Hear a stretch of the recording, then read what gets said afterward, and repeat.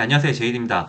제가 맨날 주식 얘기랑 최근에 저희가 부동산 이런 얘기를 했고, 코인 얘기는 아직까지 제대로 한 번도 다뤄본 적이 없는데, NH투자증권 홍성욱 위원님이라는 분이 재밌는 자료를 주셨어요. 저도 그래서 이런 자료가 나왔나 하고 봤는데, 내용이 조금 공유할 만한 것 같아가지고, 잠깐 리포트 소개 겸 코인에 대한 거 좀 말씀을 드릴게요. 그래서 잘 아시다시피 지금 비트코인 4만 7천 정도까지 갔다가 17,000달러까지 이제 하락을 했죠. 그래서 지금 코인 하시는 분들 주변에 거의 없을 거예요. 난리가 났었지만. 그래서 일단 이런 내용들인 건데, 오히려 비트코인의 존재 가치가 부각된 해였다. 그리고 여러 가지 러시아 제재도 그렇고 이런 것 때문에 오히려 사실 코인 되게 좋을 때는 잡코인들이 엄청 난리를 쳤잖아요. 근데 지금은 비트코인이나 이더리움 같은 이제 진짜 거래성이 있는 코인들이 오히려 가치를 부각받은 해였다라는 내용이고요. 남아프리카 공화국에서도 법정화폐로 지정이 되었고 브라질에서도 결제수단을 인정받았다. 그러니까 이게 선진국에서는 지금 이렇지 않은데 브라질이나 이런 데는 사실 인플레이션이나 이런 통화 가치 하락이 장난이 아니잖아요. 그래서 이런 데서는 오히려 너무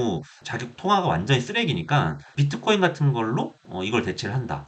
이런 거예요. 그래서 사실은 이런 대표성으로는 비트코인이 짱이고 결국에는 기술 블록체인이나 이런 걸로는 이더리움 쪽이 더 가치가 있다. 그래서 비트코인이랑 이더리움을 중심으로 투자를 언제 해야 되나? 저도 고민을 하고 있었는데 저도 사실 그냥 코인 안 보고 외면하고 있었거든요. 근데 저는 이제 업비트에 계좌 가지고 있고 거기다가 이제 돈을 좀 넣어놨지만 다행히 코인 작살나기 전에 좀 팔아놔가지고 코인 계좌를 되게 잘 지키고 있거든요. 저는 주식 계좌도 상대적으로 잘 지켰지만 코인 계좌는 정말 거의 깨지질 않았어요. 정말 그냥 너무 대충 하니까 오히려 약간 그런 기회가 있었던 건데 간단하게 말씀드릴게요. 일단 시장이 이제 디지털 금이라고 비트코인을 부르고 있지만 실제로는 금이랑은 상관관계 거의 제로고 비트코인은 오히려 나스닥이랑 가격 흐름이 비슷하다. 이런 내용들인 거고 이런 차트들이 있어요. 쭉 보시면은 거래소 리스크가 있고 어쩌고저쩌고 이런 얘기가 있는데 미국에서 이제 비트코인 현물 ETF 된다는 얘기가 있었지만 이제 시장 꺼지면서 그런 얘기는 없어졌죠. 근데 캐나다 이런 데서는 이미 승인이 됐다고 하더라고요. 저도 모르는 사실을 이 리포트를 보면서 많이 배웠는데요. 그리고 비트코인 반감기 이런 얘기하는데 이런 효과는 결국은 작아지고 있다라는 게 어쨌든 핵심적인 내용이고 어쨌든 간에 이런 기술적인 지표로 보면은 비트코인의 이제 어떤 저점을 알 수 있는 어떤 심리 지표 같은 걸 이제 보여주신 건데 시가총액 대비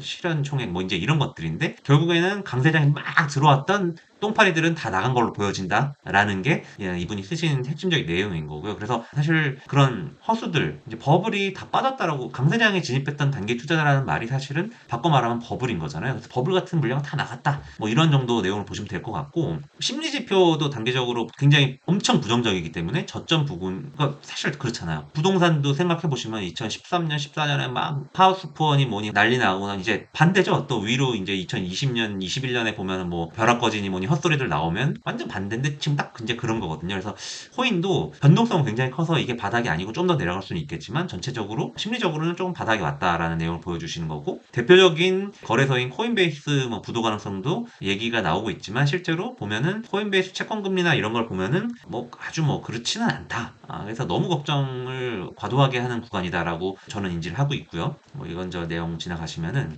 결국엔 더 많은 사람이 비트코인을 사용하는 게 중요한 건 당연하죠. 그래서 데일리 액티브 애드레스 이런 게 나오는 건데 결국에 이런 거 보시면은 그런 하단들 그러니까 엄청 계좌를 가지고 나름 이렇게 샀다 팔았다는 사람들이 어느 정도 활성화된 계좌들이 이제 18년, 19년, 20년 거치면서 버블 물량은 빠져나갔지만 이런 사람들이 조금씩 조금씩 하단을 높여가고 있다라는 거를 보여주시면서 물론 조금 더 빠질 수는 있습니다. 언제나 그럴 수는 있어요. 근데 약간은 이제 바닥권이 아닌가 이런 뉘앙스인 거고 그래서 이런 보유자의 저변도 2억 2천만 원, 10비트코인을 가지고 있는 사람의 주소수는 5년 동안 그동안 거의 증가를 안 했대요. 그러니까 사실 굉장히 개미들이 많이 들어온 건데 저도 사실 이 업비트 계좌에 그렇게 큰 돈을 가지고 있지는 않거든요. 그냥 이거는 정말 완전히 그냥 무슨 골프값 버는 정도로 하고 있기 때문에 나름 될 때는 굉장히 짭짤하거든요. 자다 일어나면 40% 올라 있고 이제 이러니까 좀 하는 건데 저처럼 위험자산 투자를 하는 사람이 코인을 아예 안 하면 감을 좀 잃거든요. 그래서 맛배기를 좀 한다고 보시면 될 것 같고 어쨌든 2,200만 원 이상 보유 계좌 수는 엄청 늘고 있다. 꾸준히 늘고 있다. 이런 내용들을 보시면 될 것 같고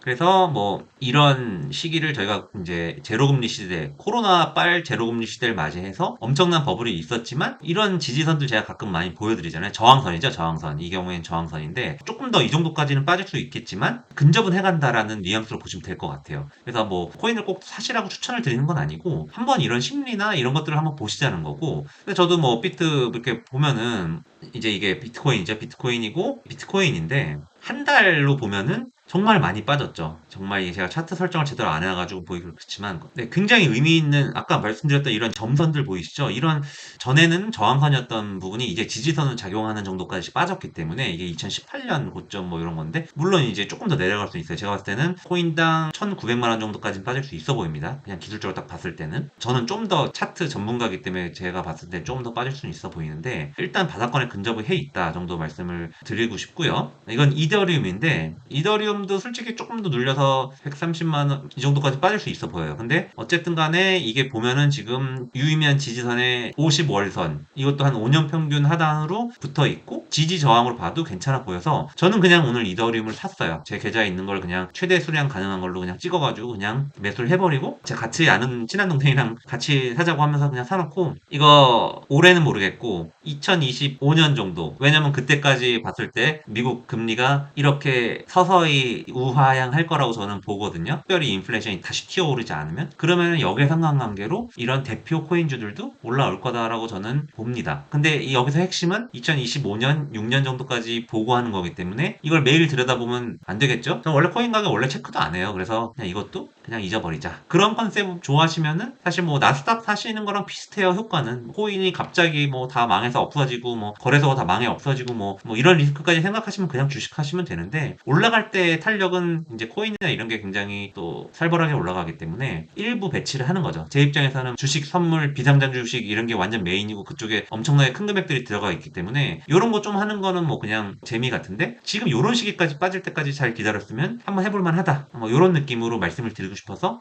오늘 비트코인 관련된 내용 전달 드렸고요. 시청해주셔서 감사드립니다.